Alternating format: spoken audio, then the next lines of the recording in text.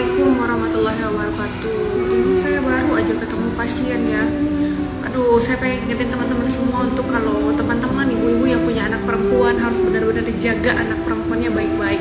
Jangan gampang percaya kalau mereka minta izin untuk nginep di rumah temennya, siapapun itu. Kalau kita nggak kenal baik anak itu, jadi jangan segampang itu untuk memberikan izin pada anak-anak perempuan kita ya. Jadi ini saya baru kedatangan pasien.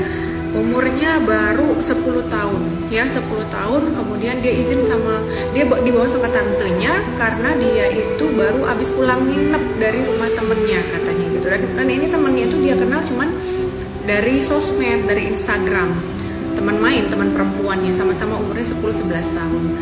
Dan ternyata ketika ditanya kamu habis ngapain dan segala macam, dia kurang meyakinkan jawabannya, dan akhirnya dia dibawa sama tantenya karena orang tuanya nggak berani membawa dia periksa ke dokter obgyn.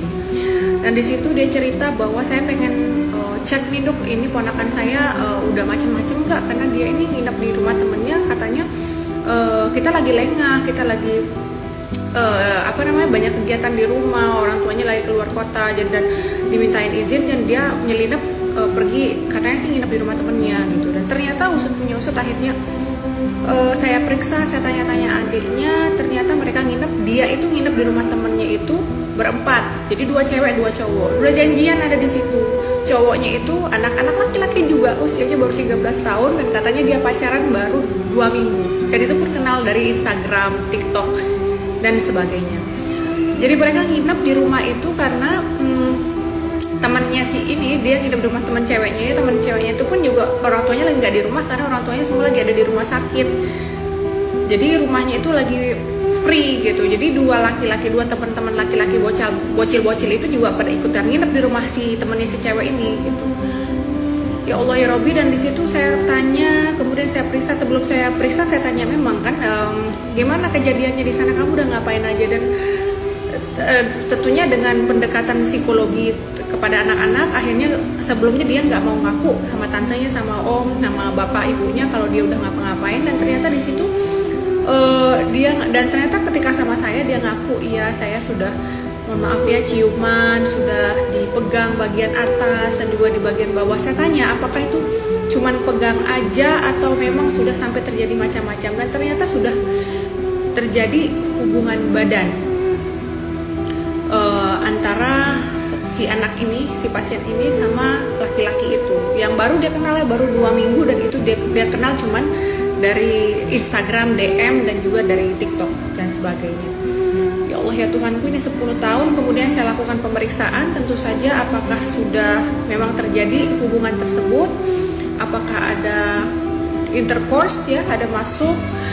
Dan memang ternyata, dan sayangnya saya mendapatkan memang selaput darah atau himennya emang sudah robek, dan ada robek di Tuhan. Ya Allah ya Rabbi Karim, 10 tahun loh, saya nggak nyangka gitu. Ya Allah ya Rabbi.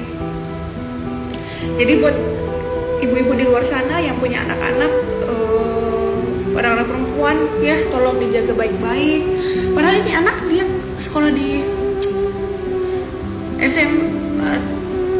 tadi bilangnya masih SD ya, SD, tapi SD pakai hijab.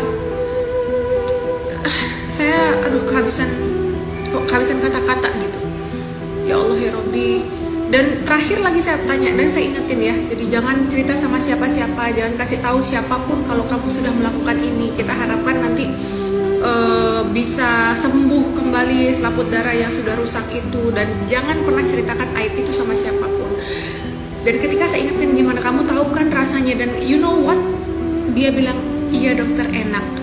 Ya Allah, saya kira dia akan ada traumatis ya, ada trauma terhadap kejadian tersebut. Dengan segitu saya ingetin efek jangka panjangnya, dampak buruknya, ada kemungkinan ini itu dan segala macam. Dan tapi dia bilang kalau itu adalah pengalaman yang menyenangkan untuk dia. Ya Allah.